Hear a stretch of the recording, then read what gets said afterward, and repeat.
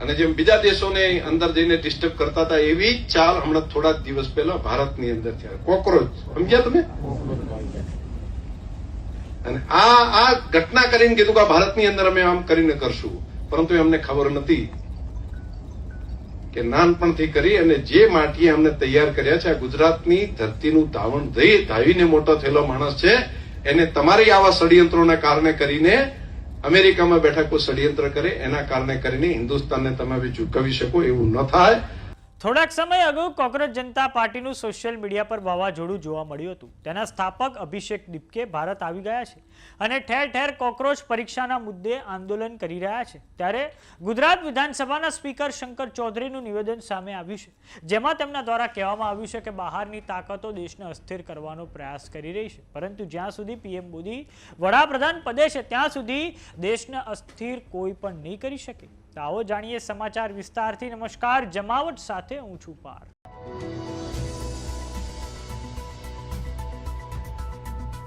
Cockroach જનતા પાર્ટીના Instagram પર followers 22.4 million એટલે કે 2 કરોડને પાર થઈ ગયા છે. બીજી તરફ કોકરોચ જનતા પાર્ટીના સ્થાપક અભિષેક ડિપકે થોડાક સમય અગાઉ ભારત આવ્યા છે. કોકરોચ જનતા પાર્ટી હવે ઠેર ઠેર ભારતમાં વિરોધ કરી રહી છે. આ અગાઉ જૂનની 11મી તારીખે પૂના ખાતે વિરોધનું આયોજન હતું. આ પછી લખનઉ, અમૃતસર, હૈદરાબાદ, બેંગ્લોર અને જયપુરમાં પણ વિરોધ કરવામાં આવ્યો છે. આવનારા સમયમાં તે દિલ્હી ખાતે પણ વિરોધ કરવાના છે. ત્યારે ગુજરાત વિધાનસભાના સ્પીકર શંકર ચૌધરીનું કોકરોચ જનતા પાર્ટી પર નિવેદન સામે આવ્યું છે, જેમાં તેમના દ્વારા કહેવામાં આવ્યું છે કે થોડાક દિવસો અગાઉ સોશિયલ મીડિયાના માધ્યમથી ભારતમાં એક અખતરો કરવામાં આવ્યો છે. આખી દુનિયામાં એવું લાગવા લાગ્યું છે કે 10 લાખ 20 લાખ લોકો જોડાઈ ગયા છે. જેમ બીજા દેશોની અંદર ડિસ્ટર્બ કરવામાં આવે છે તેમ અહીં પણ આ કરવામાં આવ્યું છે. કોકરોચ તમે સમજ્યા ને?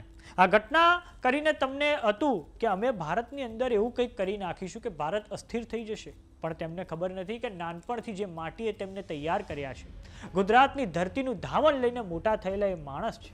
અમેરિકામાં બેઠા બેઠા તમારા ષડયંત્રો સફળ નહીં થાય, કેમ કે આ બદલાયેલું ભારત છે અને આ નરેન્દ્ર મોદીના નેતૃત્વવાળું ભારત છે.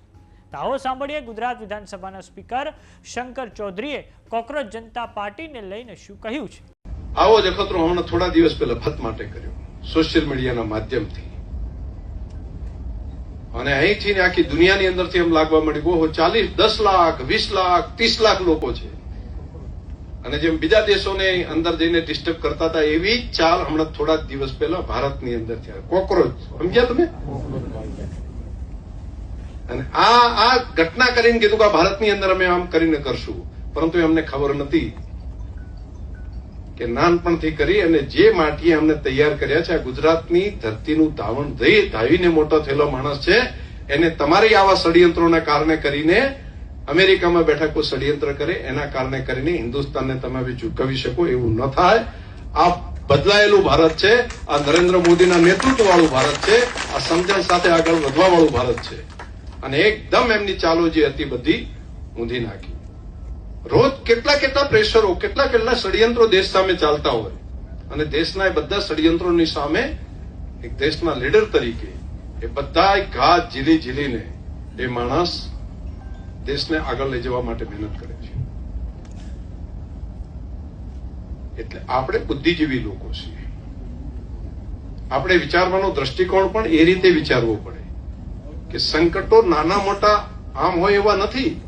સંકટો ત્યાંથી ઉભા કરી રહ્યા છે. તેલની ખેંચ ઉભી કરાવવી, પેલી આવી તકલીફ કરવી, એટલે દેશની અંદર જ ઓબાળા કરાવવા, અને દેશની અંદર ઓબાળા થાય પછી કોઈક નવી પાછી કઠપૂતળી લાવીને બેસાડી દેવા માટેના બીજા દેશોમાં ષડયંત્રો ચાલે છે. એવા કેટલા બધા ષડયંત્રો એમણે કર્યા. બાજુમાં પાકિસ્તાનની અંદર તમે જુઓ તો કોકરોચ જનતા પાર્ટી ઠેર ઠેર શિક્ષણ મંત્રી ધર્મેન્દ્ર પ્રધાનના રાજીનામાને લઈને માંગણી કરી રહી છે અને તેઓ વિરોધ કરી રહ્યા છે. ત્યારે જોવાનું એ રહે છે કે કોકરોચ જનતા પાર્ટીની આ રણનીતિ આગામી સમયમાં કેટલી સફળ થાય છે. તો સમાચારોમાં અત્યારે બસ આટલું. જોતા રહો જમાવટ. જો તમે અમને યુટ્યુબ પર જોઈ રહ્યા તો સબસ્ક્રાઇબ કરો, જો તમે અમને ફેસબુક પર જોઈ રહ્યા તો ફોલો કરો, વોટ્સએપ ચેનલને જોઈન કરવાનું ન ભૂલતા. નમસ્કાર.